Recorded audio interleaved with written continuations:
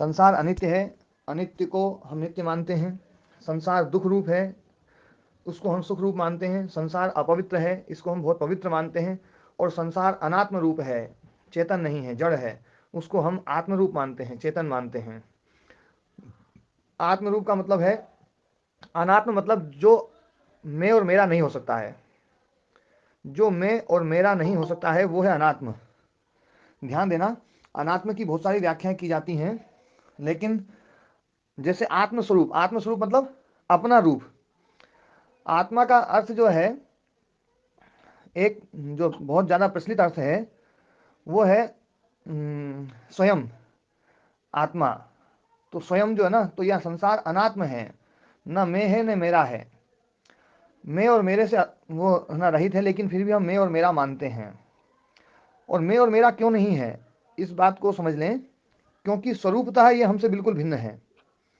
जो स्वरूपतः भिन्न है वो मैं और मेरा नहीं हो सकता। जो स्वरूपतः है ना, जो हो सकता है उसके साथ में तादात्म्य संबंध लग सकता है, इसके साथ में कोई तादात्म्य संबंध नहीं लग सकता है। तो इसलिए ये संसार अनात्म रूप है। क्योंकि मैं पवित्र हूँ, यह अपवित्र है। मैं शुद्ध हूँ, यह शुद्ध है। मैं दुख रूप नहीं हूँ, ये दुख रूप है। मैं नित्य हूँ, यह अनित्य है। मैं चेतन हूँ, ये जड़ है। मैं त्रिगुणातीत हूँ, ये त्रिगुणातीत, ये त्रिगुणात्मक है ना। मैं कभी नष्ट होने वाला नहीं हूँ, ये नष्ट होने वाला है। मैं अपरिणामी हूँ, ये परिणामी है। मैं अप्रतिसंक्रमा हूँ, ये प्रतिसंक्रमा है। मैं अनुत्पत्ति धर्मा हूँ, ये उत्पत्ति धर्मा है ना। ये सारी के सारी चीज़ें जो ना, मतलब एक भी ऐसा गुण नहीं जो इसके साथ में जुड़ लग जाए। तो इसलिए ये अनात्म है। तो अनात्म को हम आत्मस्वरूप मानते हैं, ये सबसे बड़ी अविद्या है। अब यहाँ पर ना ये कह रहे हैं, ऐसा चतुष्पदा भवती अविद्या। ये चार प्रकार की अविद्या, चतुष्पदा मतलब जिसके चार पाद हैं, चार भाग हैं। ये अस्मिता, राग, द्वेष और अभिनिवेश, ये जो चार भाग इसके हैं, तो ये अविद्या है। अस्य क्लेश संतानस्य, क्लेश संतान, संतान मतलब प्रवाह, क्लेश का जो प्रवाह है ना। क्लेश संतान जो है, तान जो है वो प्रवाह के अर्थ में आता है, संतान। तो संतान को भी हम संतान इसलिए बोलते हैं क्योंकि कुल प्रवाह को बढ़ाने वाला होता है वो। पुत्र जो है वो कुल के प्रवाह को बढ़ाने वाला होता है, इसलिए उसको संतान बोलते हैं। तो क्लेश संतान से मतलब क्लेश का जो प्रवाह है उसका मूल जो है वो अविद्या है। तो क्लेश संतानस्य कर्माशयस्य च, और कर्माशय का भी मूल ही अविद्या है। सविपाकस्य, विपाक सहित, जो हमारा जो जाति आयु भोग, जिसको हम है ना धर्म शब्द से बोलते हैं, प्रारब्ध रूप से बोलते हैं, कर्माशय रूप से बोलते हैं, और है ना। तो ये सब जो विपाक, और यहाँ पर कर्माशय शब्द जो ना कर्म और संस्कार रूप से भी है ना ले सकते हैं। आशय शब्द संस्कार के रूप में काफी प्रचलित है। सारे जितने भी क्लेश हैं उसका मूल अविद्या, कर्मों का मूल अविद्या, संस्कार का मूल अविद्या और विपाक का मूल अविद्या। तो ये सबका मूल अविद्या है। तस्याश्च अमित्रागोष्पदवत वस्तु सतत्वम विज्ञेयम। जैसे अमित्र और अगोष्पद, अगोष्पद बोलते हैं, पहले गोष्पद को समझ लो। गोष्पद मतलब गायों का जो है ना खुर होता है। गाय जब पैर रखती है और पैर रख करके आगे बढ़ जाती है तो वहां पर उसका एक चिन्ह बन जाता है। गीली मिट्टी में वो चिन्ह बहुत स्पष्ट रूप से रहता है, सूखी मिट्टी में भी चिन्ह रहता है। तो उसको बोलते हैं गोष्पद। और अगोष्पद, जहां गोष्पद नहीं है, तो अगोष्पद का मतलब केवल गोष्पद का अभाव नहीं है। गाय की जो खोज है, मतलब खोज बोलते हैं चिन्ह को, है ना। हरियाणा में खोज शब्द का प्रयोग होता है। हाँ, हिंदी में वैसे खोज तो ढूंढने को बोलते हैं, उर्दू शब्द है खोज, लेकिन हरियाणा में खोज बोलते हैं जो गाय का जो पैर का जो निशान है, चिन्ह है, तो वो खोज है। तो उसको गोष्पद शब्द से कहा गया है। तो गोष्पद, ना गोष्पद अगोष्पद, तो केवल गोष्पद का अभाव मात्र नहीं है यहाँ पर। अगोष्पद शब्द से गोष्पद का अभाव लक्षित नहीं हो रहा है। अगोष्पद शब्द किसी और वस्तु को बोलता है। तो और किस वस्तु को बोलता है, तो ऐसा भयंकर अरण्य, ऐसा भयंकर जंगल जहां गाय चरने भी नहीं जाती हैं। गाय जंगल में चरने जाती है, लेकिन उन इलाकों में जाती है जहां पर भयंकर हिंसक जीव नहीं है। जो जंगल ऐसा है जो अंदर अंदर अंदर और बहुत भयंकर घनघोर जंगल है जहां पर, तो भयंकर घनघोर जंगल जहां पर है वो जंगल को अगोष्पद बोला जाता है। अगोष्पदानी अरण्यानी। भयंकर जंगल जहां पर जो है गायों के चिन्ह भी नहीं है। तो अगोष्पद एक अलग वस्तु सत्व है, ध्यान देना। अगोष्पद जो है वो गोष्पद का अभाव नहीं है, गोष्पद का अभाव नहीं, अपितु गोष्पद से अलग एक अलग वस्तु तत्व है। इसी प्रकार से अमित्र, अमित्र का मतलब है जो मित्र नहीं है वो नहीं, मतलब मित्र का अभाव नहीं, अमित्र मतलब शत्रु, अमित्र शत्रु को बोलते हैं, मित्र का अभाव नहीं। मैंने पहले एक बार बताया था आप लोगों को, नई के जो है अर्थ बतलाए थे, ध्यान है? बतलाए थे महाराज जी, ध्यान नहीं है पर बतलाए थे, आपने समझाए थे। नई के जो है 6 अर्थ बतलाए थे। निषेध जो है ना, नई मतलब जो निषेध होता है, जो अपन जो है जैसे अब्राह्मण, तो अब्राह्मण में न ब्राह्मण अब्राह्मण, न ब्राह्मण अब्राह्मण।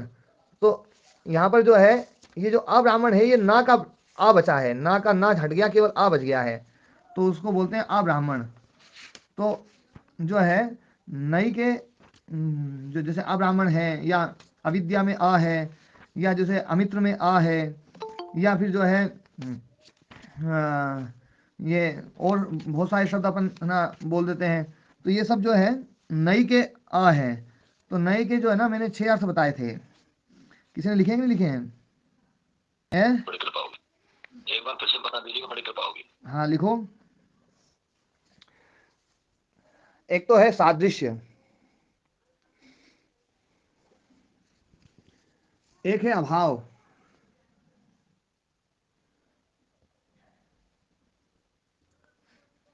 एक है अन्यत्व,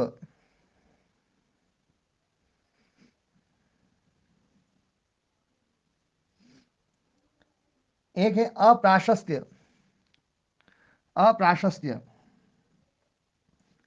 एक है विरोध।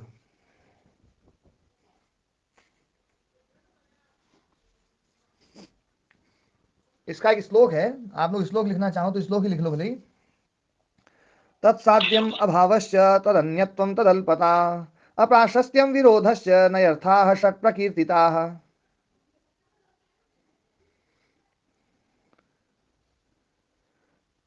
लिख लिए 6 के 6? ये पहले लिखवाए नहीं थे जी, ये पहली बार लिख रहे हैं। नहीं पहले बोले थे मैंने जी, चलो है ना जो है ना। लिखे नहीं थे। हाँ लिखो। सादृश्य, अभाव, अल्पता, अन्यत्व, अन्यत्व, फिर अल्पता और अप्राशस्त्य और विरोध।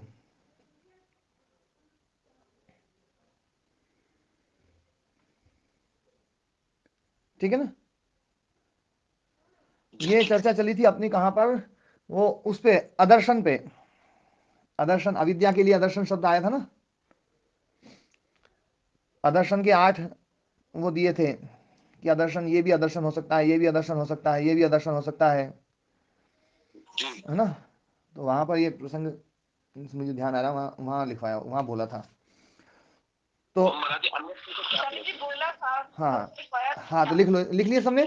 सादृश्य है ना, सादृश्य पहला, दूसरा है अभाव, तीसरा है अन्यत्व, चौथा है अल्पता, पांचवा है अप्राशस्त्य, अप्राशस्त्य, और छठा है विरोध। एक एक उदाहरण के साथ समझाता हूं मैं। कई जगह पर जो नहीं है ना, वो सादृश्य अर्थ को कहता है, सादृश्य अर्थ को कहता है। जैसे अब्राह्मणम आनय, अब्राह्मण को लाओ। तो जो अब्राह्मण शब्द है, वो जो यहाँ पर नई शब्द है, वो ब्राह्मण को हटाएगा तो सही, तद भिन्न पर तत्सदृश शब्द का भी प्रयोग कराएगा। कि अब्राह्मण का मतलब पुस्तक को नहीं ला सकते हम, अब्राह्मण का मतलब पेन को नहीं लाएंगे, अब्राह्मण को ले आओ, या अक्षत्रिय को लेकर के आओ। तो अक्षत्रिय मतलब क्षत्रिय को छोड़कर के बाकी लोग है ना, व्यक्ति आएंगे, ब्राह्मण जैसे या क्षत्रिय जैसे जो लोग हैं, मनुष्य हैं, वो आएंगे। तो यहाँ पर जो है नई निषेध तो कर रहा है, पर निषेध के साथ में सादृश्य अर्थ भी दे रहा है। तो यह है सादृश्य। फिर एक है अभाव, अभाव मतलब केवल निषेध मात्र, जैसे अपाप, पाप नहीं करना है, अपाप है ना, या अहिंसा, हिंसा नहीं। तो यहाँ पर जो है हिंसा का अभाव मात्र है बस, हिंसा से विपरीत और कोई चीज नहीं। अहिंसा मतलब हिंसा नहीं करनी है ना, अस्तेय झूठ नहीं बोलना है। तो झूठ का अभाव मात्र यहाँ पर बताया जा रहा है, हिंसा का अभाव मात्र, पाप का अभाव मात्र बताया जा रहा है। यह अभाव अर्थ में। फिर एक अन्यत्व अर्थ में है, जैसे अमित्र। तो अमित्र मतलब शत्रु, मित्र भिन्न जो शत्रु है, मित्र से अलग जो शत्रु है, ये एक अलग सत्ता है, अन्यत्व। अविद्या मतलब विद्या से भिन्न एक अविद्या, मतलब विद्या का अभाव मात्र नहीं है यहाँ पर, विद्या से अन्य एक अलग चीज है अविद्या। जैसे अगोष्पद, ये अन्यत्व वाले ही हैं उदाहरण। अगोष्पदम अगोष्पदानी अरण्यानी, गोष्पद से अलग जहां गोष्पद नहीं है ऐसा अलग स्थान, वो अगोष्पद अरण्य है। तो ये अन्यत्व अर्थ में है। इसी प्रकार से अल्पता, जैसे अल्पोदरः, अल्प है उदर जिसका, उसको बोलते हैं अल्पोदरः, तो उसको हम अनुदर बोलते हैं, है ना।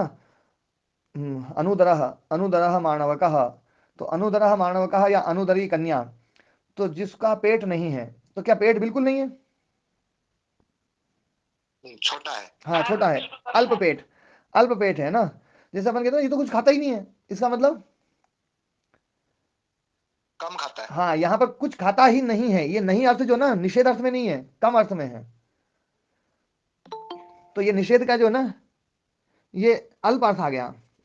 इसी प्रकार से जो है ना अप्राशस्त्य, अप्राशस्त्य मतलब जो है प्रशस्त बोलते हैं अच्छे अर्थ में। अप्राशस्त्य मतलब थोड़ा कमजोर, प्रशस्त मतलब प्रबल। तो अप्राशस्त्य मतलब जैसे हम बोलते हैं, जैसे अकेशाह, अकेशाह माणवकाह, तो ये ऐसे बच्चे हैं जिनके केश नहीं, मतलब केश नहीं मतलब केश अच्छे नहीं है जिनके। जैसे अकेशी कन्या, अकेशी कन्या मतलब सुंदर केश नहीं है, प्रशस्त केश नहीं है। जिसके प्रशस्त केश होते हैं उसको केशव बोलते हैं, है ना। तो जिसके प्रशस्त केश, प्रशस्त मतलब अच्छे सुंदर केश नहीं है, उस अर्थ में भी नई का अर्थ आता है, तो है ना अकेशी कन्या। इसी प्रकार से विरोध अर्थ में भी नहीं आता है। जैसे सुर विरोधी होते हैं उसको बोलते हैं असुर, जो सुर विरोधी है वो है असुर, है ना। तो ये नई के 6 अर्थ हैं, निषेध के 6 अर्थ हैं। तो यहां पर कोई ये सोचे कि अविद्या का मतलब विद्या का अभाव मात्र हो, तो ऐसा नहीं है। विद्या का अभाव मात्र नहीं, विद्या से अलग एक अलग वस्तु तत्व है। इसलिए इसको यहाँ पर समझाना पड़ा कि जैसे अमित्र में मित्र का अभाव नहीं है, अमित्र मित्र से भिन्न एक अलग सत्ता है शत्रु की, वो शत्रु है। तो मित्र से भिन्न जो शत्रु है उसको अमित्र कहा जाता है। अगोष्पद, जहां गाय की खोज नहीं है ऐसा एक अलग स्थान, उस स्थान के लिए अगोष्पद शब्द का प्रयोग होता है। तो ऐसे ही अविद्या से कोई ये समझे कि विद्या का अभाव मात्र हो, तो बोले ऐसा नहीं है, अविद्या एक अलग तत्व है, और अविद्या को तत्व मान करके ही सारी प्रोसेस होगी। बहुत सारे लोग अविद्या मतलब विद्या का अभाव मात्र बता देते हैं, तो विद्या का अभाव मात्र नहीं है, ये विद्या से विपरीत चीज है। पर ध्यान देना, ये जो अविद्या है, ये अविद्या, ये परिणामी है, और इसका जो विपरीत गुण है जो विद्या, वो भी परिणामी है। एक ज्ञान है जो नित्य ज्ञान है, जो नित्य ज्ञान है वो उसका विरोधी तत्व नहीं है। ध्यान देने वाली बात है, जैसे दुख का विरोधी सुख है, दुख का विरोधी सुख है, ऐसे ही विद्या का विरोधी अविद्या, अविद्या की विरोधी विद्या, ये दोनों एक दूसरे की विरोधी हैं। तो ये दोनों एक दूसरे की विरोधी कैसे हैं? ये परिणामी वाली विद्या और परिणामी वाली अविद्या, ये दोनों ही जो है ना विरोधी हैं। लेकिन एक ज्ञान है जो नित्य ज्ञान है, वो नित्य ज्ञान किसी का विरोधी नहीं है। आत्मा का जो भी स्वरूप है वो अविरोधी स्वरूप है, किसी से विरोध में नहीं है। ये जो संसार की जो चीजें हैं वो द्वंद्वात्मक है, विरोधात्मक है, एक दूसरे से विरोध करने वाली हैं। तो अविद्या की विरोधी विद्या, तो अविद्या यहाँ पर परिणामी है। हाँ जी, महाराज जी, अविद्या भी परिणामी और विद्या भी परिणामी। हाँ जी।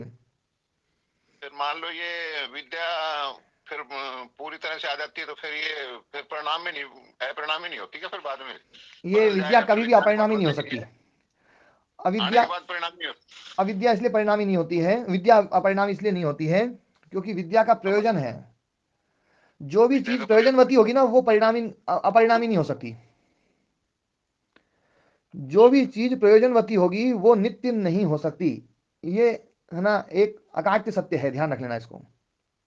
अच्छा, फिर ये भी अपना काम करके ये भी फिर खत्म हो जाती है, वो उसमें चल जाती है अव्यक्त में। हाँ, ठीक है इसलिए महाराज। विवेक ख्याति जो है ना, ताम अपनी हाँ, विवेक ख्याति निरुणद्धि, वो विवेक ख्याति को भी रोक देता है। क्यों? सत्व गुणात्मिका विवेक ख्याति, ये सत्व गुणात्मिका है, त्रिगुणात्मक है। ये अविद्या भी त्रिगुणात्मक है और इसकी जो विरोधी है विद्या वो भी त्रिगुणात्मक है। हाँ, ये अपना काम करके अव्यक्त में चली जाती है। हाँ, और जो ज्ञान मात्र है आत्म तत्व, जो ज्ञान मात्र है, वो नित्य हाँ ज्ञान वो है, तो है वो ही। त्रिगुणात्मक नहीं है। हाँ वो तो है ही। हाँ, ठीक वो है महाराज। त्रिगुणात्मक नहीं है, इसलिए वो इसका विरोधी नहीं है, ये ध्यान रखना। ठीक है महाराज, ठीक। लेकिन जो त्रिगुणात्मक है वो विरोधी है, इसलिए एक समय में एक ही रहेगा। जो जन्य हाँ वो तो ज्ञान है, आपने समझ आया। हाँ, एक एक चीज और स्पष्ट कर लें, जन्य ज्ञान, दो ज्ञान एक साथ नहीं रहते हैं। हाँ वो तो समझाते हैं ना, मन एक समय में एक ही काम करता है, वो तो वहां भी हाँ, समझाते हैं अच्छे से। दो जन्य ज्ञान एक साथ नहीं हो सकते, है ना। तो इसलिए एक बार में अविद्या भी दो प्रकार का ज्ञान है ना, दो ज्ञान अविद्या के, तो वो एक बार में एक ही रहेगा। हाँ उसकी स्पीड फास्ट है, इसलिए वो लगता है, बाकी एक ही रहेगा हाँ, महाराज, ये एक ही तो बहुत रहेगा। पहले से क्लियर। हाँ जी। तो ये अविद्या विद्या विरोधी एक अलग तत्व है, विद्या का अभाव मात्र नहीं है, ये यहां पर समझाया गया है। ठीक है। हाँ ठीक है महाराज। हाँ जी। तो तस्याश्च अमित्रागोष्पदवत्, तस्याह तस्याह अविद्यायाः, उस अविद्या का अमित्र अगोष्पदवत् वस्तु सतत्वम विज्ञेयम, जैसे अमित्र और अगोष्पद ये एक अलग वस्तु सतत्व है, ऐसे ही अविद्या को भी अलग एक वस्तु तत्व मानना चाहिए। यथा जैसे न अमित्रो मित्राभावो न मित्रमात्रम किंतु तद विरुद्ध, जो अमित्र है, अमित्र केवल मित्र का अभाव मात्र नहीं और न केवल मित्र मात्र है, किंतु तद विरुद्ध, मित्र से विरुद्ध, सपत्न, जो शत्रु है, सपत्न मतलब शत्रु, तो शत्रु को सपत्न बोलते हैं। तो जो शत्रु है उसको अमित्र शब्द से बोलते हैं, तो अमित्र का मतलब है शत्रु। तो शत्रु मित्र का अभाव नहीं है और न मित्र मात्र है, शत्रु एक मित्र से अलग चीज है, उससे विरुद्ध एक चीज है, एक अलग तत्व है। तथा अगोष्पदम, न गोष्पदा भावो, न गोष्पद का अभाव है, न गोष्पद मात्रम, और न ही कोई गोष्पद मात्र है, किंतु देश एव ताभ्याम अन्यत, है ना, उनसे अलग एक अलग देश है। वस्तंतरम एव अविद्या, तो इसलिए वस्तंतरम एव अविद्या, अविद्या भी एक अलग वस्तु है। न प्रमाणम न प्रमाणाभाव, न तो उसको प्रमाण में लिया जा सकता है और न इसको यूं कहा जाए कि भैया प्रमाण का अभाव मात्र है, प्रमाण का अभाव मात्र नहीं, वो एक अलग वस्तु है। किंतु विद्या विपरीतम ज्ञानांतरम अविद्या, विद्या से विपरीत ज्ञानांतर अलग ज्ञान वो अविद्या है। अलग ज्ञान मतलब हमें अलवर का रास्ता पता है तो ये ज्ञान हो गया, और अलग अलवर का रास्ता नहीं पता है तो ये ज्ञान का अभाव हो गया। और एक तीसरी प्रोसेस है कि अलवर का रास्ता गलत पता है, ये है अविद्या, जो विपरीत ज्ञान है। तीन चीज समझ में आई। हाँ महाराज जी पहले भी समझाया था, ये बढ़िया है। हाँ, नहीं कई साधक नए जुड़े ना, तो इसलिए उनको मैं बोल रहा हूं कि एक तो होती है किसी चीज की जानकारी, सही सही जानकारी होना, एक जानकारी न होना, और एक गलत जानकारी होना। तो जो गलत जानकारी है वहां पर भी जानकारी तो है, वो भी ज्ञान तो है, पर वो जो ज्ञान है वो विपरीत ज्ञान है, उसको कहा गया है अविद्या। तो अविद्या जो है ये विद्या से विपरीत है, ज्ञानांतर है, और ये अविद्या है। इस अविद्या का स्वरूप यहाँ पर समझाया गया है। और इसमें सबसे बड़ी बात जो समझने की है कि जो आत्म तत्व नहीं है हम उसको आत्म तत्व मानते हैं, जो अपवित्र है उसको हम पवित्र मानते हैं, जो दुख रूप है उसको हम सुख रूप मानते हैं, जो अपवित्र है उसको हम पवित्र रूप मानते हैं, जो अनित्य है उसको हम नित्य मानते हैं। तो ये अविद्या का मुख्य वो है, और इस अविद्या में हम सब घिरे हुए हैं। जो भी संसार में सुख देखता है समझ लेना अविद्या है। ये चीज, कुछ चीज तो हमें शब्द प्रमाण की एक बार मान करके चलना पड़ेगा। देखो शब्द प्रमाण जो है, यदि कोई शास्त्र हमें इस बात को बोल रहा है तो हमें शब्द प्रमाण की बात मान करके और हमें आगे बढ़ना पड़ेगा। शब्द प्रमाण ये बोल रहा है कि ये संसार दुख रूप है, ये संसार अनित्य है, ये संसार अपवित्र है, ये संसार अनित्य है। तो इस बात को हमें मानना पड़ेगा, और इसको मान करके फिर आप देखिए। और यदि कोई ये कहता है कि नहीं संसार में सुख बहुत है, तो उस पर चर्चा भी कर सकता हूं, मैं तो कितनी बार चर्चा करी, और कभी भी संसार सुख रूप जो है सिद्ध नहीं हुआ, संसार कभी भी पवित्र सिद्ध नहीं हुआ है, संसार अपवित्र ही है, संसार दुख रूप ही है। और जो लोग ये बोलते हैं कि संसार में बहुत सुख है, संसार में बहुत सुख है, वो अल्पकालिक लोग हैं, अल्पकाल के लिए बोलते हैं। अल्पकाल हो सकता है उनका 20 साल हो, उनका 30 साल हो, और उसके बाद में फिर वो कहते हैं यार बहुत मामला गड़बड़ हो गया, वो बड़े दुखी रहते हैं, वो उनके सुख आगे आगे भागता है ऐसा लगता है। ऐसा प्रतीत होता है जैसे सुख उनको आगे दिखाई दे रहा है, वो पीछे पीछे भाग रहे हैं, जैसे हिरण रेत के मैदान में, रेगिस्तान में, जहाँ रेत ही रेत होती है, भयंकर धूप पड़ रही हो, भयंकर लू चल रही हो, और सूरज सूरज बिल्कुल जोर से तप रहा है, रेत बिल्कुल तप रही है, हिरण बिल्कुल प्यासा है, और वो प्यासा जो है उसको आगे दिखता है कि आगे जो है ना, जो है एक पानी का सरोवर है या पानी है, तालाब जैसा दिखाई देता है। रेत जो है ना चमकती हुई बिल्कुल पानी जैसी दिखाई देती है। कई बार आपको रोड भी गीला दिखाई देता होगा, गर्मी में जो है ना रोड गीला दिखाई देता है। ऐसे ही हिरण को रेत में पानी दिखाई देता है, और उधर पानी दिखाई देता है और वो आगे उसको भागता है उस तरफ। तो जैसे जैसे वो आगे भागता है वैसे वैसे वो तालाब भी आगे भागता जाता है, क्योंकि तालाब तो होता नहीं वहाँ, वहाँ केवल जो है ना मृग मरीचिका होती है। तो वो आगे भागता रहता है, भागता रहता है, भागता रहता है, भागता रहता है, और भागते भागते दम तोड़ देता है, लेकिन वो उधर भागना बंद नहीं करता है। क्यों? क्योंकि उसे यूं दिखाई देता रहता है कि उधर पानी है, जबकि पानी होता नहीं है। बिल्कुल ठीक ऐसी की ऐसी स्थिति हमारी है। हम भी संसार को बहुत सुखदायी मान रहे हैं।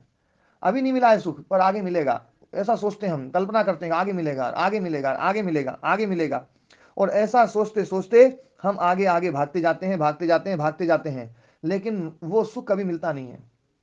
लेकिन हमें फिर भी दिखता है।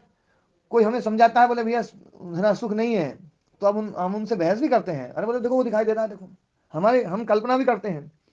और ऐसा हमारा जीवन ये एक एक करके बीतता जा रहा है, बीतता जा रहा है, बीतता जा रहा है। ये अविद्या का मुख्य जो है ना स्वरूप है, कि अविद्या इस संसार को कभी भी दुखदाई दिखने नहीं देती है। अविद्या इस संसार को सुखदाई दिखाती है। अविद्या इस संसार को पवित्र दिखाती है। अविद्या इस संसार को अपना रूप, आत्म रूप दिखाती है। अविद्या इस संसार को बिल्कुल नित्य दिखाती है। ये तो कभी खत्म नहीं होगा, चिंता ही मत करो, तुम तो लगे रहो, ये नष्ट होने वाला नहीं है ना। एक जीवन भी नष्ट हो जाए ऐसा भी समझ में नहीं आता है। लोगों को लगता है कि मैं तो बिल्कुल रहूंगा, मैं तो सदा रहूंगा, ऐसा लगता है। ये हम जो कहते हैं ना कि रावण जो है ना बिल्कुल ये सोचता था मैं तो मरूंगा नहीं, मैं तो मरूंगा नहीं, ऐसे रावण हर घर में पैदा है, हर घर में हर आदमी ये सोच रहा है, हर शरीर में रावण बैठा है। वो सब यही सोचते हैं ये मरना नहीं है, लगे रहो अभी तो, है ना। जो है जिस दिन ये एहसास हो जाए ना कि मरना है, उस दिन पाप नहीं होगा आदमी से। आदमी पाप तभी करता है जब मृत्यु को भूलता है। ये बड़े बड़े मनीषी इस बात को बोलते हैं। तो इस बात को ध्यान रखें, अविद्या को समझें, और अविद्या का चमत्कार अपने जीवन में भी देखें कि क्या चमत्कार घटित हो रहा है इससे, और इस चमत्कार के चक्कर में न पड़े, और असली चीज को समझें, इस अविद्या को नष्ट करने का प्रयास करें। अविद्या नष्ट होगी विद्या के द्वारा, विद्या उसकी विरोधी है। तो वो नष्ट, जब अविद्या नष्ट होगी, तो अविद्या की जो चार वो है ना जो है साथ में चलने वाले सेवक हैं उसके, जो ना यूं कहो कि मतलब उसके उसका स्वरूप ही है वो चारों, अस्मिता, राग, द्वेष और अभिनिवेश, ये चारों के चारों भी अविद्या के साथ में नष्ट हो जाएंगे। इसलिए ये ना चारों क्लेश साथ में अविद्या, ये पांचों क्लेश ज्ञानाग्नि के द्वारा इनको दग्ध बीज करना पड़ेगा। और दग्ध बीज की पूरी प्रोसेस जो है वो पहले भी आई थी, अभी फिर भी आगे आएगी। तो हम इसको दग्ध बीज करें। और इसको ये बात बिल्कुल समझ लें, कई लोग अविद्या को बिल्कुल नकार देते हैं, एक सिरे से नकार देते हैं। अविद्या है क्या? बस ज्ञान का अभाव, विद्या का अभाव मात्र अविद्या है। अविद्या कोई तत्व थोड़ी है, ये सबसे खतरनाक तत्व है अविद्या, और ये अनादिकाल से है, ये चली आ रही है। हाँ, ये समाप्त हो सकती है, समाप्त की जा सकती है, क्योंकि ये परिणामी है। अभी ध्यान देना, नित्य वही हो सकता है जो अपरिणामी है। जो परिणामी है वो नित्य नहीं रह सकता। नित्य की परिभाषा जो लोग ये करते हैं कि जो अनादि है वो नित्य रहेगा, ये परिभाषा गलत है। अनादि है, लेकिन यदि परिणाम है, उसमें परिणाम गुण है, तो वो नित्य नहीं रहेगा। जो भी अपरिणामी है वो ही नित्य हो सकता है, क्योंकि जिसमें परिवर्तन हो रहा है, तो वो परिवर्तन जो है वो एक ना एक दिन वो परिवर्तन उसको समाप्त कर देगा। ईंट में परिवर्तन हो रहा है, प्रतिदिन वो नई होना, पुरानी होती जा रही, पुरानी होती जा रही, पुरानी होती जा रही, पुरानी होती जा रही, पुरानी होती जा रही, हर क्षण पुरानी हो रही है, तो एक दिन वो समाप्त हो जाएगी।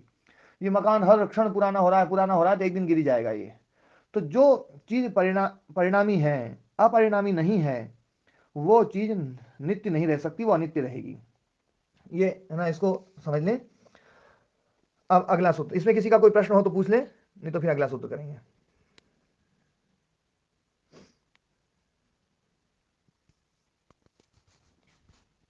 हाँ, अगला सूत्र है दिग्दर्शन शक्तियों हो एकात्मतेव अस्मिता।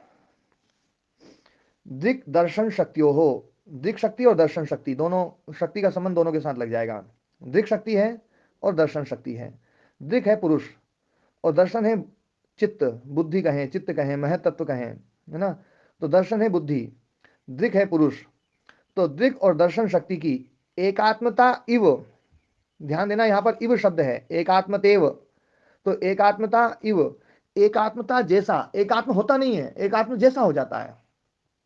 एकात्म बिल्कुल नहीं होता है, कभी एकात्म हो नहीं सकता।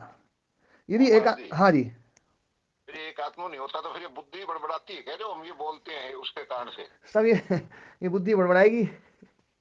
हाँ तो भाई यही हुआ, वो तो परिणामी है। हाँ वो तो परिणामी है, उसके कारण से बुद्धि बुद्धि चेतन जैसी होकर चेतन हो जाती है, ये कहना चाह रहे हो हाँ क्या? जैसे शरीर बड़बड़ाता है ना, शरीर हाँ जी, बड़बड़ाता है, अपने को दिखता है ना शरीर बड़बड़ा रहा है।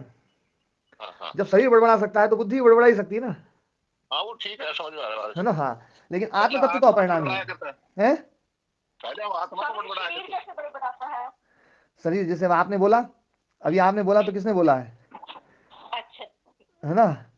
ठीक है, शरीर ने बोला। हाँ अपन शरीर को ही बोलते ना। तो बुद्धि बुद्धि कैसे सोचती है, कुछ ना कुछ सोचती है वो, देखो बड़बड़ाना हुआ बुद्धि को। बुद्धि जो है ना, बुद्धि अकेले कुछ नहीं कर सकती है, बुद्धि ये पूरे शरीर के साथ में ही सब कुछ करती है। तो हम कभी बुद्धि में आरोपित करते हैं, कभी मन में करते हैं। अब जैसे मन में सोचा, तो क्या बिना बुद्धि के मन सोच सकता है? नहीं सोच सकता, नहीं सोच सकता, अच्छा, आंखों ने देखा, तो क्या बिना बुद्धि के आंख देख सकती है? नहीं देख सकती, और शरीर चला, तो क्या बिना आंखों, बिना बुद्धि के शरीर चल सकता है? नहीं चल सकता जी। ये सारी प्रोसेस जो है ना वो बुद्धि में है। हाँ एक प्रश्न ये भी खड़ा हो सकता है कि बिना आत्मा की बुद्धि भी नहीं कर सकती है। तो बिना आत्मा की बुद्धि नहीं कर सकती है, बिल्कुल अकाट्य सत्य है, इसको हमेशा ध्यान रखें, इसको कोई नहीं नकार सकता। आत्मा की उपस्थिति के बिना ये बुद्धि में कुछ गुण नहीं होंगे। लेकिन हमें बस यही समझना है कि आत्मा की उपस्थिति के कारण से होने वाली जो भी क्रियाएं हैं, क्या वो क्रिया आत्मा की मानी जाए या बुद्धि की मानी जाए। तो ये शास्त्र जो है ये बुद्धि के धर्म मानता है, ये शास्त्र बुद्धि के धर्म मानता है। जैसे संकल्प विकल्प मन के धर्म मान लिए गए, जबकि है बुद्धि की उपस्थिति में, बुद्धि के कारण से है, लेकिन संकल्प विकल्प बुद्धि के कारण से मान लिए गए, है ना। जैसे चेष्टा इस शरीर में है, अपन काम करते हैं तो अपनी चेष्टा जो है ना इस शरीर में मानी जा रही है, लेकिन है बुद्धि के कारण से। तो ये शरीर का कुछ धर्म है, ऐसे ही बुद्धि के कुछ धर्म है। तो निरोध धर्म संस्कार परिणामोथ जीवनम चेष्टा शक्ति से चित्त से, है ना, धर्मा दर्शन वर्जिता, ये धर्म जो है चित्त के हैं, चित्त के धर्म बताए गए हैं। मूड विक्षिप्त एक, है ना, एकाग्र, है ना, क्षिप्त मूड विक्षिप्त एकाग्र निरुद्ध, ये धर्म जो है ये चित्त के बताई, अवस्थाएं चित्त की बताई हैं। इसी प्रकार से प्रमाण विपर्य विकल्प निद्रा स्मृति, ये सब बुद्धि के धर्म हैं, बुद्धि की वृत्तियां हैं। स्वामी जी एक प्रश्न मैं पूछना चाहता हूँ। हाँ पूछिए। जैसे मन का कोई चीज के लिए मन करता है तो बुद्धि उसको सोचती है करना या नहीं, उसी तरह जो बुद्धि जो डिसीजन लेती है तो क्या आत्मा उसको रोक सकती है? अच्छा देखो, यदि आत्मा रोकेगी तो आत्मा में क्रिया होगी या नहीं होगी? हाँ आत्मा में क्रिया होगी, जी जबकि आत्मा को निष्क्रिय पुरुषा कहा गया है। जी जी। तो मैं ये जानना चाहता हूँ बुद्धि से ज्यादा स्ट्रांग जो है आत्मा हुई या नहीं? देखो सबसे स्ट्रॉन्ग आत्म तत्व है, लेकिन वो अपने में ही आत्म स्ट्रॉन्ग है, वो इसमें कुछ भी नहीं करेगा। यदि इसमें कुछ भी करेगा तो उसमें क्रिया है। इसको इसको स्वामी जी हम लोग ऐसे समझ सकते हैं, जैसे भारत देश का जो राष्ट्रपति है वो प्रधानमंत्री की कोई भी डिसीजन को काट नहीं सकता, थोड़ी देर डिले कर सकता है, मगर सुप्रीम पावर प्राइम मिनिस्टर है, उस तरह आत्मा को राष्ट्रपति मान सकते हैं हम? देखो ये ना, प्रधानमंत्री मान के ऐसे समझ आत्मा जो है ना, सकते हैं? आत्मा तो बिल्कुल एक अलग चीज है। ये है ना जो ना, यहाँ पर आप प्रधानमंत्री राष्ट्रपति जो भी कल्पना कर रहे हैं ना, ये सब इन दृश्य में करो। ये आपको ना 22-23 तत्व जो है ना, वो जो उन 23 तत्वों में आप जो भी कुछ करना है वो कर लो। तो उन 23 तत्वों में आप किसी को प्रधानमंत्री बनाओ, किसी को राष्ट्रपति बनाओ, किसी को कुछ बनाओ, वो आत्म तत्व तो बिल्कुल अपरिणामी है। हाँ मगर मैं ये जानना चाहता हूँ क्या बुद्धि जो भी तरह की डिसीजन ले रही है हाँ। वो अपना इंडिविजुअल डिसीजन लेती है, या वो उसको भी कोई आत्मा या कोई ऐसी चीज से रोका जा सकता है कि हाँ ये ठीक है या गलत है? देखो एक बात समझो, एक जैसे आपका शरीर है, बिजली मशीन में हाँ एक मिनट, हाँ लाउड स्पीकर सब बंद कर लें, आप भी बंद कर लीजिए क्योंकि वो आवाज़ आ रही है। जैसे आपका शरीर है, कितनी आयु हो गई विजय जी आपकी? मेरी 57 हो गई जी। 57 हो गई है, तो लगभग बाल सफ़ेद भी हो गए होंगे थोड़े थोड़े? हाँ हाँ लगभग हो गए 40 से 50%। अच्छा 40 से 50% बाल सफ़ेद हो गए है ना। जी और जी। शरीर अब है ना जो है पूरा जवान तो नहीं दिखता है, अब थोड़ा थोड़ा बूढ़ापन जैसा दिखाई देने लग गया होगा। हाँ वो तो है, समय के अनुसार चेंज होता है। हो गया है ना। अच्छा, ये शरीर में जो परिवर्तन आया है, मतलब बाल सफेद हुए, तो ये काल ने सफेद किए हैं या शरीर ने खुद ही सफेद कर लिए हैं? ये काल ने। अच्छा, काल ने सफेद किए हैं, जी मतलब समय ने सफेद किए हैं। हाँ, समय अवस्था ऐसी हो गई इसलिए हो गया, समय के वजह से। तो समय में क्रिया है क्या? काल में कोई क्रिया है? समय तो क्रियाशील है ही। नहीं नहीं, काल जो है ना क्रियाशील, मतलब मैं आपसे ही पूछना चाह रहा हूँ कि काल ने जो है कोई मतलब छेनी हथौड़ी ली या कोई और चीज ली या कोई ब्रश लेकर के सफेद कर दिया, या आपके नहीं शरीर में ही परिवर्तन हुआ है? जी जी, वो तो ये परिवर्तन शरीर में ही परिवर्तन जो हुआ है है, ना, काल के। मतलब मैं आपसे ये पूछना चाह रहा हूँ कि ये जो परिवर्तन धर्म है, ये आपके शरीर का ही धर्म है या काल ने किया है? मैं ये पूछना चाह रहा हूँ। शरीर शरीर का ही है। ये शरीर का धर्म है, काल इसमें कुछ भी नहीं कर रहा है, केवल काल की उपस्थिति है। काल जी जी आवश्यक है, काल आवश्यक है, काल की उपस्थिति ना जरूरी है, लेकिन काल में क्रिया नहीं है। क्रिया तो इसमें है, शरीर में है, परिवर्तन शरीर में है। समझिए बात। जी जी जी, तो जैसे काल में कोई क्रिया नहीं है लेकिन काल की उपस्थिति आवश्यक है, लेकिन परिवर्तन शरीर में है, परिवर्तन धर्म शरीर का है। ये सफेद बाल होंगे, ये इस बाल का ही धर्म है कि इतने समय बाद ये इसमें ये परिवर्तन आएगा। ये परिवर्तन बाल ही खुद करता है, शरीर खुद ही परिवर्तन करता है। ऐसे ही ये जो चित्त है या जो 23 तत्व हैं, इनके अपने धर्म हैं, इनके अपने धर्म हैं। यदि इनके अपने धर्म ना हो तो दुनिया की कोई भी शक्ति इनको कुछ नहीं कर सकती है। मान लीजिए सत्व रजस तमस जो है, इनमें प्रकाश क्रिया स्थिति धर्म जो है वो समाप्त हो जाए। मान लो रजस में क्रिया ना हो, तमस में स्थिति ना हो, सत्व में प्रकाश ना हो, तो क्या परमात्मा भी संसार को इस प्रकार से बना सकता है जिस प्रकार से बनाया हुआ है? नहीं नहीं चुना सकता। इसका मतलब है ये धर्म इसके हैं। हाँ तो मतलब हमें हर यह एक जो समझना है कि कौन सा धर्म किसका है, कौन सा धर्म हाँ किसका है, ये समझना है। तो जी क्रिया जी धर्म जी जो है ना, क्रिया धर्म जो है वो चित्त का ही मानना पड़ेगा हमें, हम आत्मा में जी नहीं जी डाल सकते। इसलिए शास्त्र जी। उसको निष्क्रिय पुरुष कहता है कि उसमें क्रिया नहीं है, आत्मा की सिर्फ उपस्थिति होती है। केवल उपस्थिति, जैसे काल की उपस्थिति है। इसी हाँ प्रकार वैसे से, जैसे देखो मैं एक और उदाहरण देता हूं, बहुत अच्छा उदाहरण दूंगा, इसको आप लोग समझेंगे तो सोचेंगे तो चिंतन बीच में मैंने दिया था। जैसे एक पुतला है, खेत में खड़ा है, और उस पुतले को देख करके पक्षी डर रहे हैं, तो क्या पुतला डरा रहा है? नहीं नहीं, पुतला पुतले नहीं में कोई डरा क्रिया रहा। हो रही है? हाँ पुतले में कोई क्रिया हो रही है? कोई क्रिया नहीं हो रही है। पुतला केवल उपस्थित है वहां पर। पुतले जी की जी जी उपस्थिति आवश्यक है, लेकिन जो भय है ना वो पक्षी के भीतर है। जी जी भय पक्षी के भीतर है, भय गुण पक्षी का है, पुतले का नहीं है। पक्षी भयभीत हुआ तो ऐसा कोई कह सकता है कि भैया पुतले ने डरा के भगा दिया, जबकि पुतले ने कुछ भी नहीं किया कुछ नहीं किया, है हाँ ना। भय से। हाँ वो उसका गुण था। इसी प्रकार से एक बच्चा आया और उस बच्चे ने देखा पुतले को, और पुतले को देख करके वो रोने लगा। तो जो रोने का गुण है वो पुतले ने रुलाया है या बच्चे का गुण है, बच्चा खुद रोया बच्चे का गुण है। है ना, पुतले ने कुछ भी नहीं किया जी है? जी जी इसी प्रकार से एक बच्चा आया, उसने पुतले को देखा और वो हंसने लगा, पुतले को देखकर क्या मजेदार पुतला है? तो पुतले ने उसको हंसाया है या बच्चे में गुण है वो हंसने का? बच्चे में ही वो गुण है। बच्चे में गुण है। तो बच्चा हंसा, बच्चा रोया, पक्षी भागा, है ना, पक्षी उड़ गया, पक्षी डर गया। अब एक बालक आया, उसको देख करके भाग लिया वहां से। तो बालक ही भागा है या पुतले ने भगाया है? बालक ही भागा। बालक ही भागा है। पुतले की उपस्थिति आवश्यक है, पुतले की उपस्थिति ना हो तो बालक नहीं भागेगा, ये बिल्कुल है। लेकिन फिर भी भागने का गुण जो है ना वो बालक का ही है, जी जी हंसने का गुण बालक का है, रोने का गुण बालक का है, डरने का गुण बालक का है। अब बालक डर रहा है तो हम कहते हैं पुतला डरा रहा है, बालक हंस रहा है तो हम कहते हैं पुतला हंसा रहा है, बालक है ना चिल्ला रहा है तो बोले पुतला चिल्ला रहा है, बालक भाग रहा है तो बोले पुतला भगा रहा है ना। तो देखो पुतले के अंदर हमने कई सारी चीजें अध्यारोपित कर दी। पुतला डरा भी रहा है, पुतला हंसा भी रहा है, पुतला भगा भी रहा है, पुतला रुला भी रहा है, पुतला चिल्ला भी रहा है। ठीक है, पर एक बात बताओ, पुतले में कोई क्रिया है? पुतले में कोई क्रिया नहीं है। पुतले में कोई क्रिया नहीं है। बस ये जो चीज सिर्फ है ना, ये हम वो ये सिर्फ समझ वहां लें। पर अवस्थित है। हाँ, हम यही समझ लें कि बच्चे के है ना रोने के कारण से हमने रुलाने का आरोप पुतले में अध्यारोपित किया है, जबकि पुतला कुछ नहीं कर रहा है ना। बच्चा रोया तो हमने रोने का गुण, रुलवाने का गुण अध्यारोपित किया पुतले में। ऐसे ही ये भोग प्रकृति में है, भोग प्रकृति में है तो हमने पुरुष को भोक्ता बना दिया, जी है ना।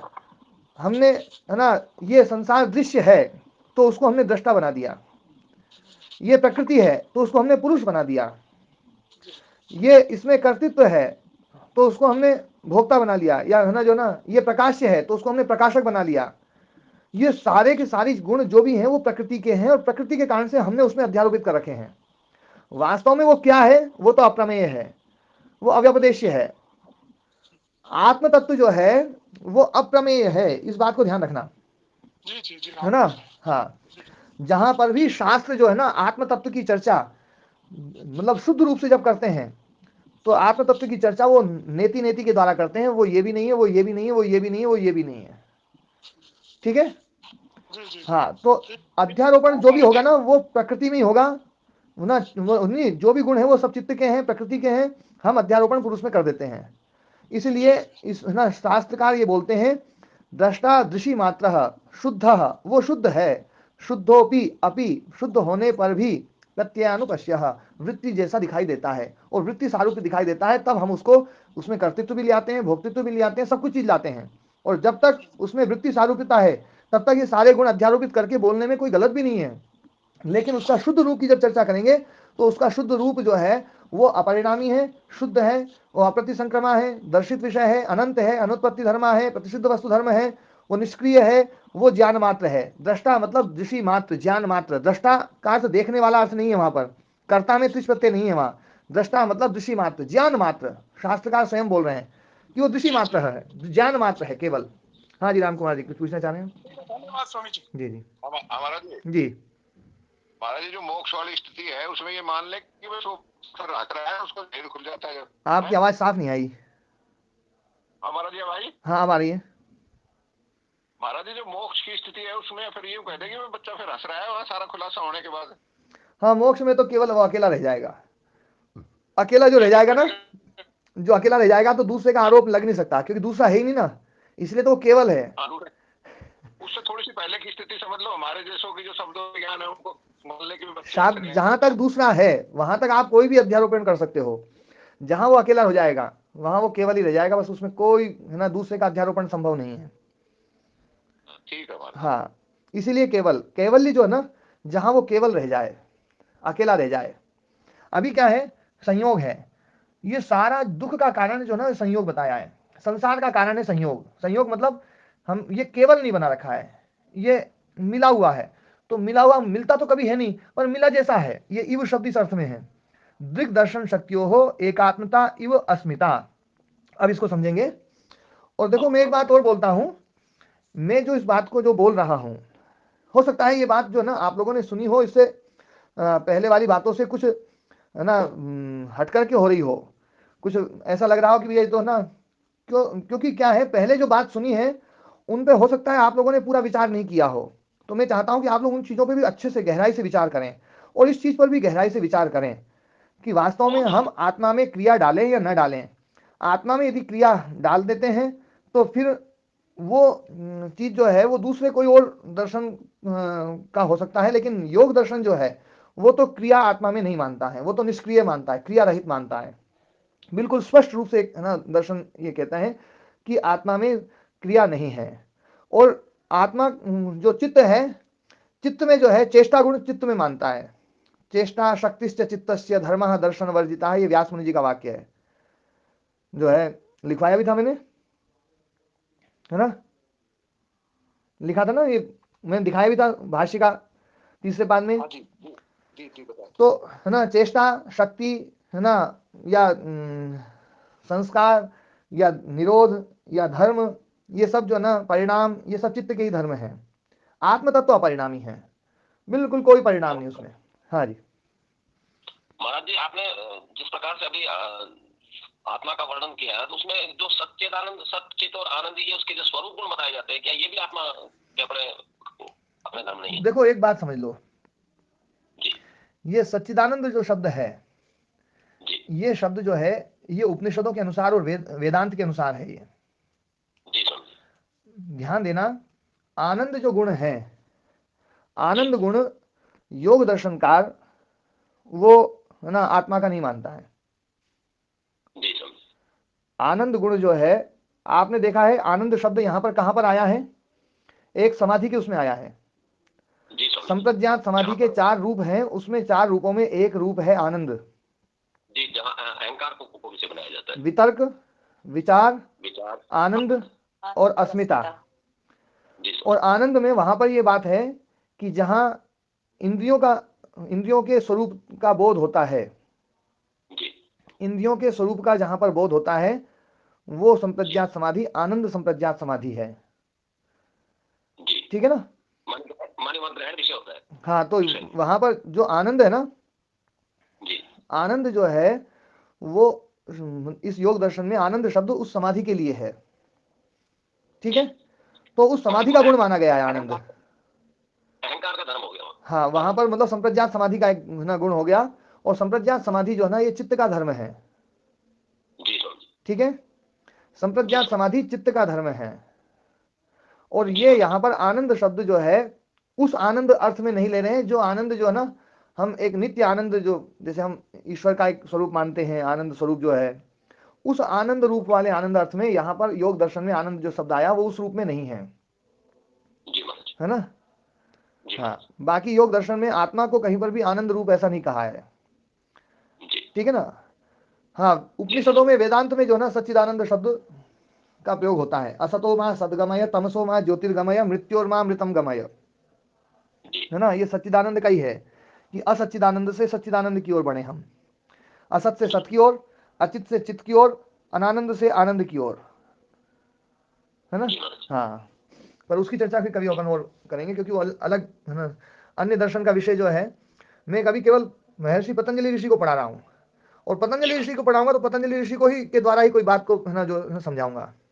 पतंजलि ऋषि जो बोलेंगे अभी पहले उनको समझ लो, फिर उन वो जो बोल रहे हैं दूसरे ऋषियों से हम उनकी तुलना करें, तो ये बिल्कुल समझ में आएगा कि सारे ऋषि है ना ले जाते हमें अपर की तरफ हैं, लेकिन सबकी अपनी अपनी प्रक्रिया है। सबकी प्रक्रिया एक ही प्रक्रिया नहीं है। यदि सबकी एक ही प्रक्रिया होती, मैं बहुत विनम्रता पूर्वक इस बात को बोल रहा हूं, इस बात को बहुत है ना गंभीरता से समझें कि हर दर्शन की अपनी एक प्रक्रिया है। यदि सारे दर्शन एक ही प्रक्रिया में होते, सारे दर्शनों की भी एक ही प्रक्रिया होती, तो फिर 6 दर्शन पढ़ने की जरूरत नहीं है, एक दर्शन से अपना काम चल जाएगा। जी महाराज। सबकी अपनी अपनी प्रक्रिया है। योग दर्शन जो है वो 23 तत्व जो है दृश्य के मान करके और 24वां वो मान करके और उस प्रकार से समझाता है ना? न्याय दर्शन 16 तत्वों को लेकर के चलता है, वो 16 तत्वों को लेकर के समझाता है। वैशेषिक दर्शन 6 भाव पदार्थ और 1 अभाव पदार्थ को लेकर के समझाने का प्रयास करता है ना? तो सांख्य और योग की प्रक्रिया एक जैसी है, पर कुछ जगह पर भिन्नता है। जहां जहां भिन्नता है मैंने वो भी समझाई है पूरी, और बहुत बड़ी भिन्नताएं हैं, कोई छोटी भिन्नता नहीं है वो, लेकिन वो भिन्नता अपने अपने दृष्टिकोण से है।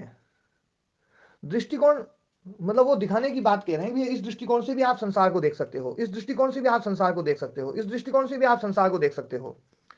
और मैं तो देखो एक बात ये कहता हूं, आपको दृष्टिकोण समझाए जा रहे हैं।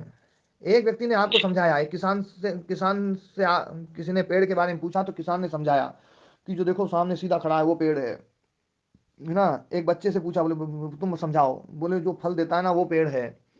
एक माली से पूछ लिया, बोले जो है ना जो फूल देता है वो पेड़ है ना? एक रसिक से पूछ लिया, उसने कहा बोले जो खुशबू देता है वो पेड़ है। एक वैज्ञानिक से पूछ लिया तो उसने बता दिया फलाने फलाना जो ना इसमें इतना कार्बन इतना वो और ये जो रहते हैं सब सारे पदार्थ वो पेड़ है। एक दार्शनिक से पूछ लिया, दार्शनिक ने कहा बोले ना इसने बहुत उल्टे कर्म किए थे, तो पिछले जन्म में भगवान ने इसको मनुष्य बनाया था, उल्टे कर्म किए, तो ना जो है भगवान ने इस जन्म में इसको उल्टा कर दिया।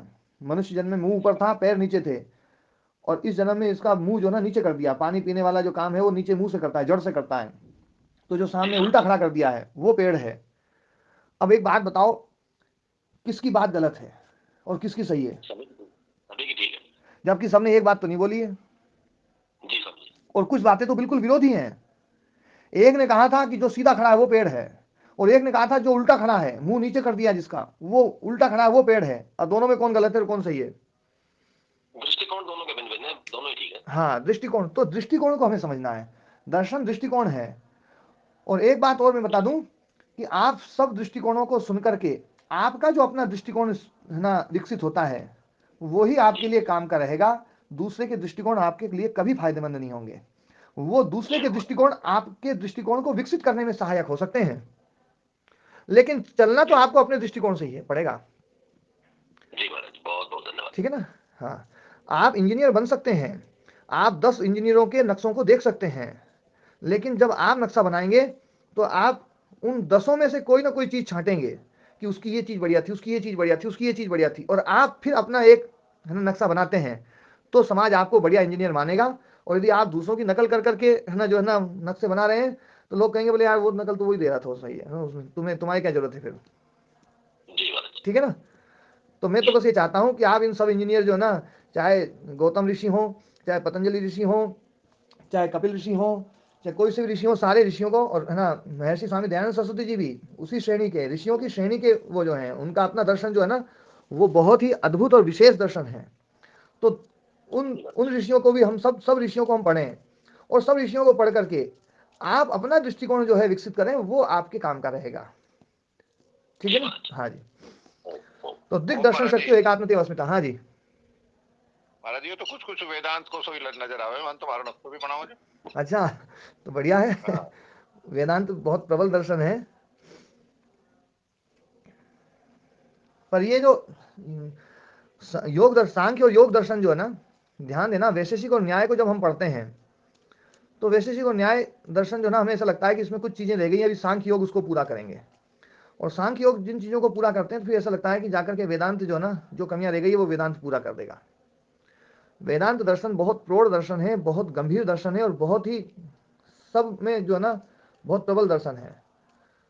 पर क्या है, वेदांत की प्रक्रियाएं जो है वो आजकल थोड़ी सी अपने यहाँ कम हो गई है। दर्शनों की परंपराएं अपने आर्य समाज में बहुत ही कम हो गई थी, तो अनेक महापुरुष आए जिन्होंने जो है ना दर्शनों की परंपराओं को है ना जो है प्रारंभ किया। हाँ ओम जी। प्रसाद बनाइए। है ना, आपका माइक खुला हुआ है संतोष मुनि जी, आप उधर बोलते हैं, हमें ऐसा लगता है हमें बोल रहे हैं जी। तो है ना कई सारे जो अच्छे दर्शन के विद्वान दर्शनाचार्य आए, और उन्होंने दर्शन को लेकर के काफ़ी कुछ चर्चाएं करवाई, तो है ना लोग दर्शनों को भी पढ़ने लगे। लेकिन अभी कोई बढ़िया वेदांती जो है ना एक आर्य समाज में आना आवश्यक है। जिस दिन वो वेदांती आ जाएंगे ना, तो फिर वेदांत को भी लोग पढ़ने लगेंगे। जैसे महाराज जी आपकी आवाज बहुत कम हो गई। अच्छा, अब आ रही है सही ना अभी भी नहीं आ रही, कम आ रही है। अच्छा, कम आ रही तो उसको ठीक करते हैं जी। ध्यान देना, योग शब्द जिस दिक और दर्शन शक्ति की एकात्मता जो अस्मिता बताई है उससे विरोधी है योग। योग शब्द वियोग अर्थ में है, मैंने पहले बोला था, योग शब्द वियोग के विपरीत है। योग मतलब योग शब्द योग के विपरीत है, वियोग अर्थ में है योग शब्द।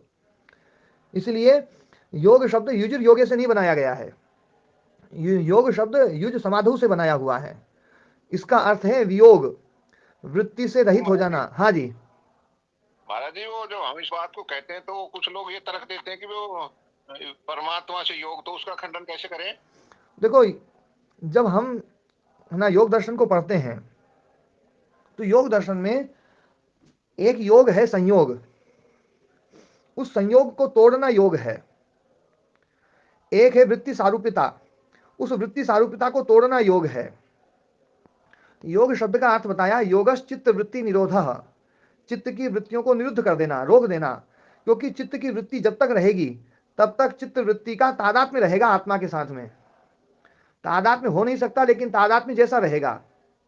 तो वो जो तादात्म्य जैसा दिखाई देता है वो वृत्ति चल रही इसलिए हो रहा है, तो वृत्ति को रोक दो, तो ये वृत्ति के साथ में जो योग बना हुआ था वो योग टूट जाएगा। वही योग है, टूटना, निरोध योग है। चैप्टर बंद करें, हैं?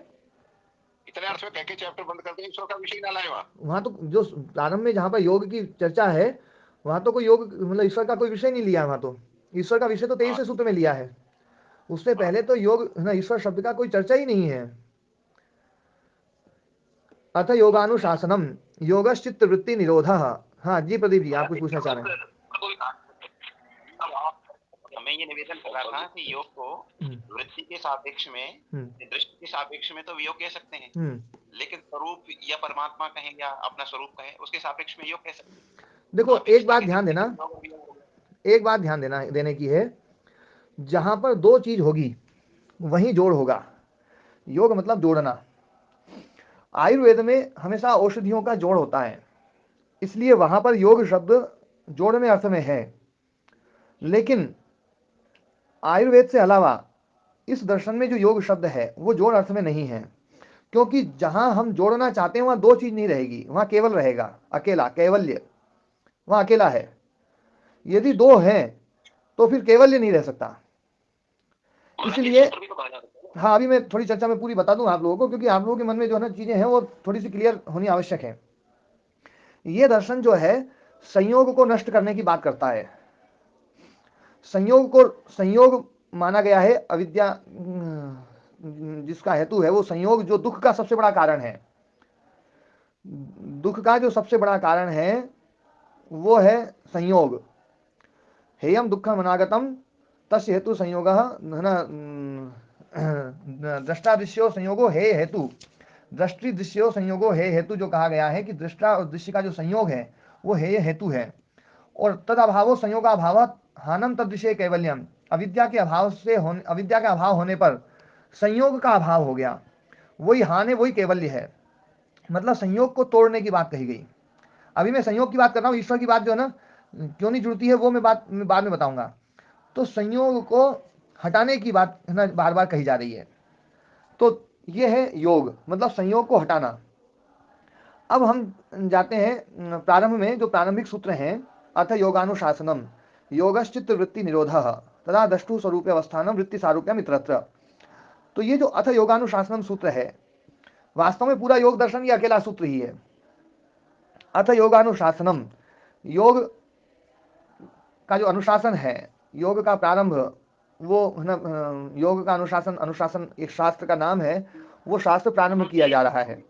तो योग क्या है तो बताया, योगश्चित्त वृत्ति निरोधः। एक मिनट, योग, हाँ एक मिनट, अगर सहयोग ना करेंगे तो योग भी नहीं होगा। हाँ संयोग तो जरूरी है ना, प्रकृति से भी सहयोग करना पड़ेगा, योग करेंगे तो। हाँ, संयोग तो हमारा है ही, अनादिकाल से है संयोग, संयोग को तो हटाना है बस। नहीं जा सकते ना। हाँ, अभी मैं कुछ बातें मैं पूरी कर लूं, फिर उसके बाद आपके प्रश्न को भी लूंगा, है ना जी। तो मैं बात कह रहा था कि योगश्चित्त वृत्ति निरोधः, चित्त की वृत्तियों का निरोध वो योग है। चित्त की वृत्तियां जब तक हैं तब तक हम केवल नहीं हैं, हम जुड़े हुए हैं किसी से, वृत्तियों से जुड़े हुए हैं, वृत्तियों के द्वारा विषय से जुड़े हुए हैं। वृत्ति क्या है? वृत्ति जो है विषयाकार वाली है। जो विषय है, विषय का जो स्वरूप है वही वृत्ति का स्वरूप है, और जो वृत्ति का स्वरूप है वही चित्त का स्वरूप है, और जो चित्त का स्वरूप है वही आत्मा का स्वरूप बना लिया हमने। यही वृत्ति सारूप्य अवस्था है।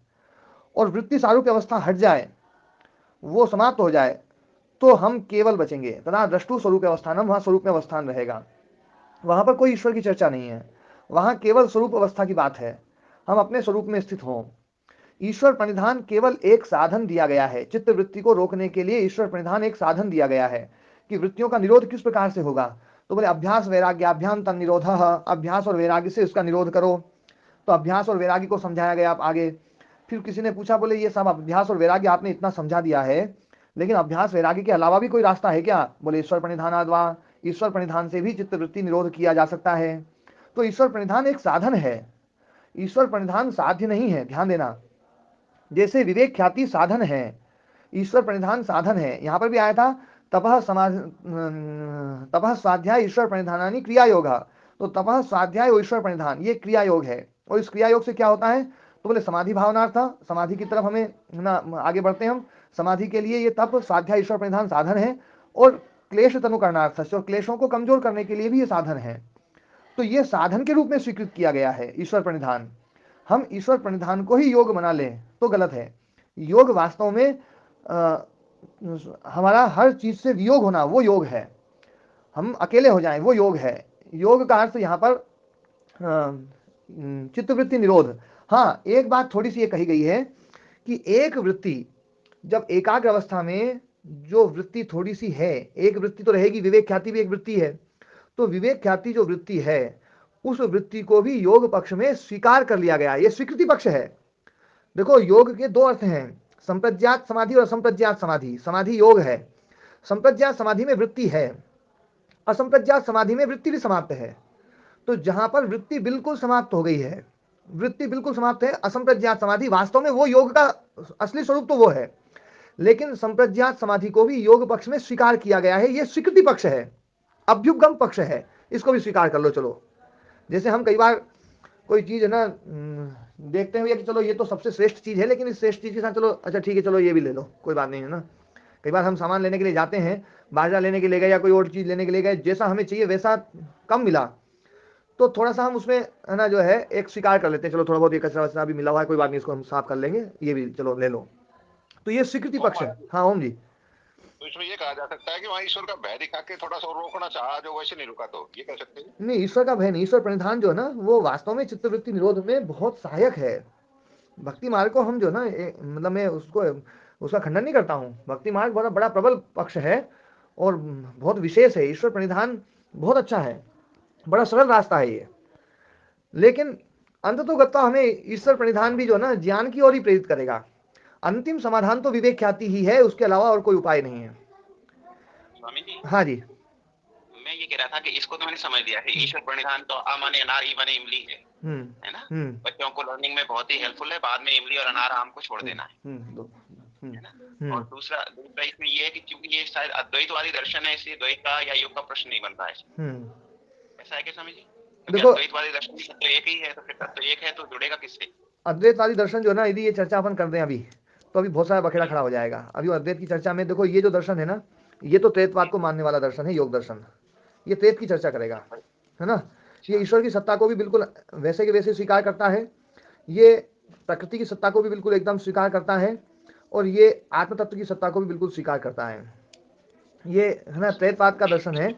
हाँ, आगे जाकर के वेदांत में कुछ प्रक्रियाएं जो है ना, वो मैंने कहा ना एक दृष्टिकोण से यदि उसको समझेंगे तो वास्तव में फिर हम तो अकेले रहेंगे, हमें और किसी और की जरूरत नहीं है।